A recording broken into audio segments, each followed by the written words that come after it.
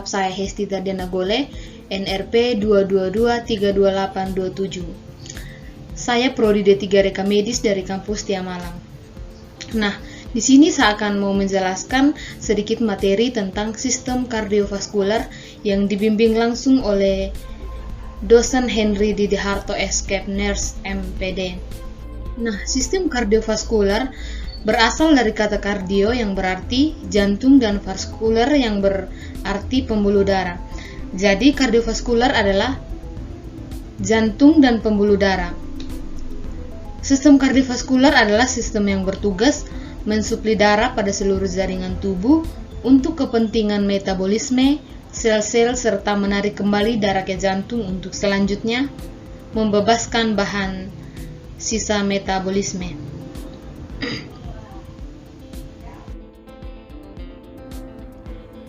Struktur dan fungsi jantung dalam sistem peredaran.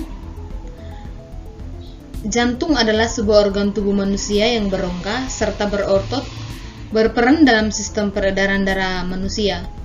Jantung juga mengendalikan seluruh kegiatan peredaran darah dengan melibatkan pembuluh darah sebagai salurannya. Jantung juga memompa darah ke seluruh tubuh melalui kontraksi berirama dengan bantuan listrik jantung. Darah ini dipompa ke seluruh tubuh.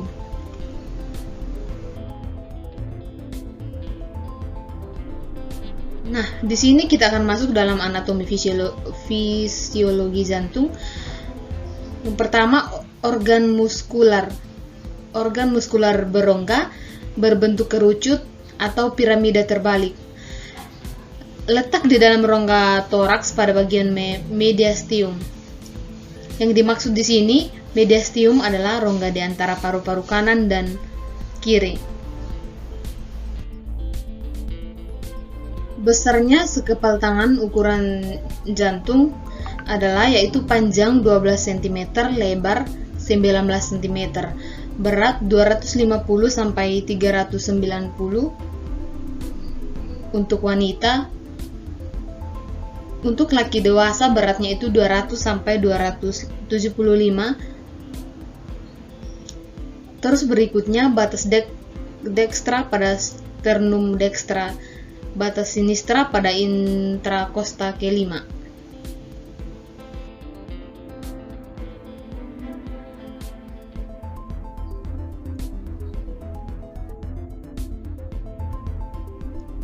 Yang berikut, jantung juga dibagi dalam 4 bagian, yaitu yang pertama serambi kanan atau atrium dekstra, yang kedua serambi atau atrium sinistra, itu di bagian kiri, yang ketiga bilik kanan ventrikel dekstra, yang keempat bilik atau ventrikel sinistra. Nah, di sini yang dimaksud dengan atrium dekstra adalah bentuk jamak dari atria yang berada di bagian atas kardiodekstra. Sebagai besar terletak di belakang sternum. Terdapat pembuluh darah besar atau vena cava superior dan vena cava inferior. Berikut pembuluh darah yang kecil atau sinus coronarius, berfungsi untuk menerima darah kotor dari tubuh yang dibawa oleh pembuluh darah.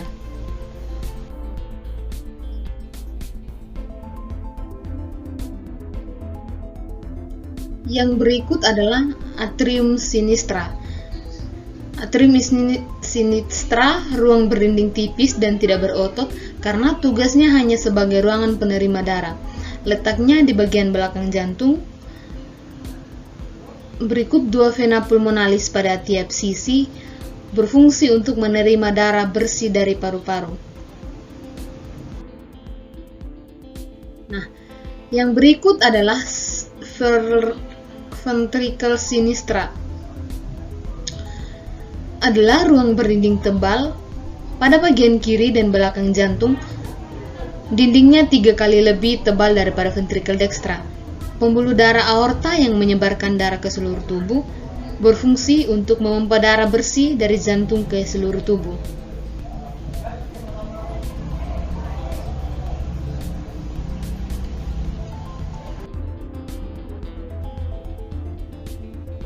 Yang berikut katup atau vulva jantung.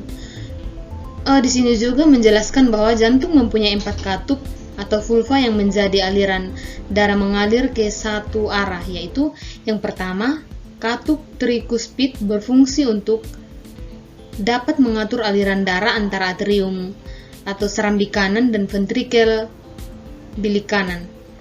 Yang kedua, katup pulmonal berfungsi untuk dapat mengatur aliran darah ventrikel bilik kanan ke arteri pulmonalis yang membawa darah ke paru-paru untuk mengambil oksigen.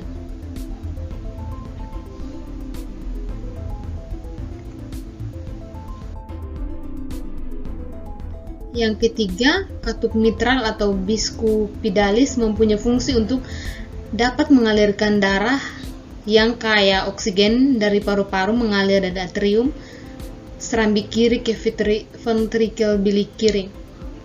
Yang keempat, katup aorta. Katup aorta atau simularis berfungsi sebagai alat untuk membuka jalan bagi darah yang kaya akan oksigen untuk dilewati dari ventrikel bilik kiri ke aorta, arteri terbesar di tubuh.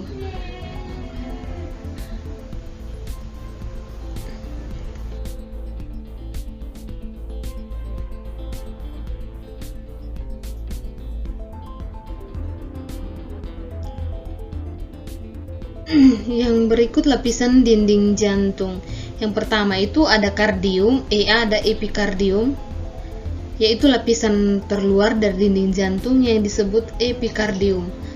Epikardium adalah lapisan jaringan ikat dan lemak, juga berfungsi sebagai lapisan pelindung tambahan bagi jantung di bawah perikardium.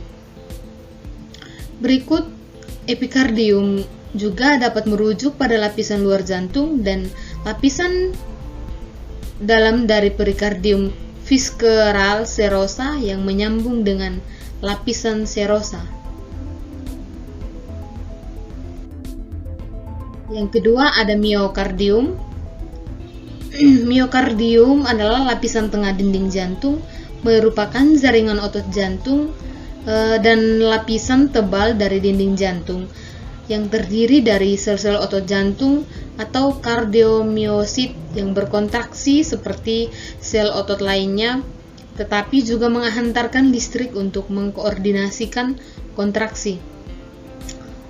Lapisan otot jantung yang menerima darah dari arteri koronaria. Arteri koronaria kiri bercabang menjadi arteri descending arterior dan arteri circumflex.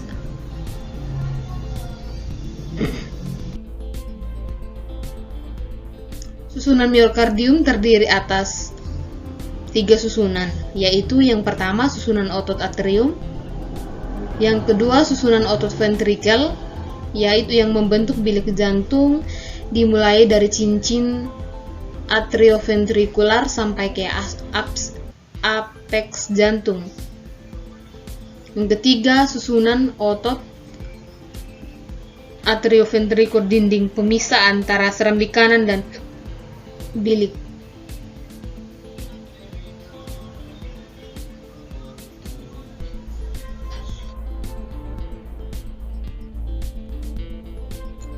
Perikardium juga berfungsi sebagai yang pertama untuk membungkus bagian epikardial atau dalam jantung, yang kedua untuk mempertahankan posisi jantung, menjaga fleksibilitas pergerakan jantung, memberikan pelumasan dan menahan pembesaran berlebihan yang terjadi apabila jantung terisi darah dalam jumlah yang melebihi kapasitas normalnya untuk mengurangi rasa nyeri saat jantung berkontraksi.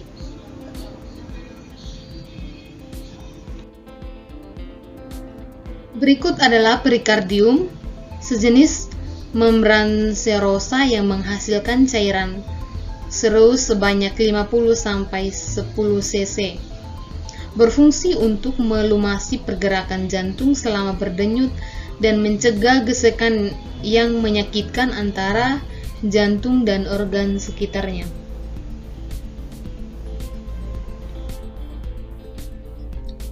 Perikardium juga terdiri dari dua bagian, yaitu yang pertama lapisan sebelah dalam atau perikardium visceral, yang kedua lapisan sebelah luar atau perikardium parieta.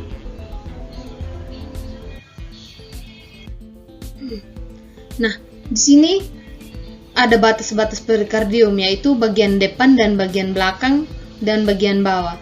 Bagian depan adalah perikardium melekat pada tulang dada atau sternum. Terus yang untuk bagian belakang perikardium melekat pada tulang punggung. Kalau yang bagian bawah yaitu perikardium melekat pada diafragma.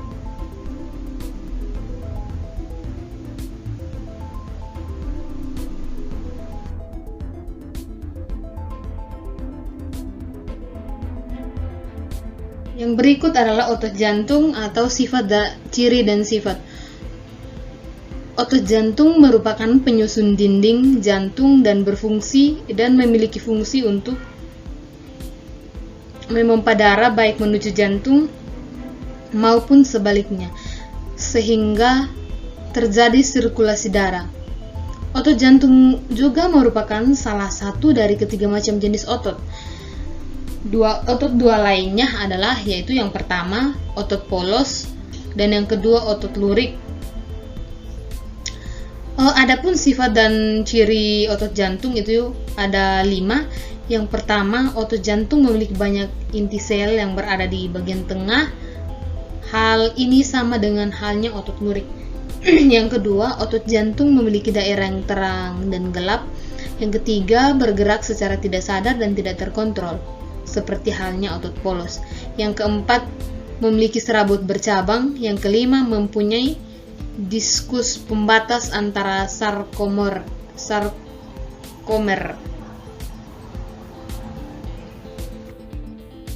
Nah, di sini jenis-jenis otot manusia.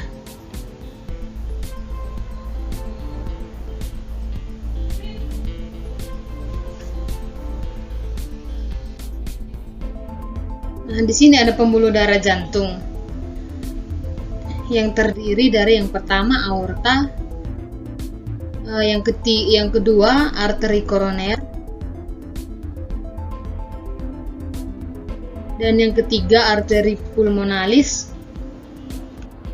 Yang keempat ada vena pulmonalis, yaitu vena pulmonalis adalah vena yang membawa darah kaya oksigen dari paru-paru ke jantung, tepatnya di atrium kiri. Ukurannya lebih kecil dari vena cava dan terdiri dari vena pulmonalis kanan dan vena pulmonalis kiri. Adapun fungsinya adalah untuk membawa darah kaya oksigen kembali ke jantung untuk kemudian diedarkan ke seluruh tubuh. Sekian dan terima kasih, semoga dapat bermanfaat. Selamat siang.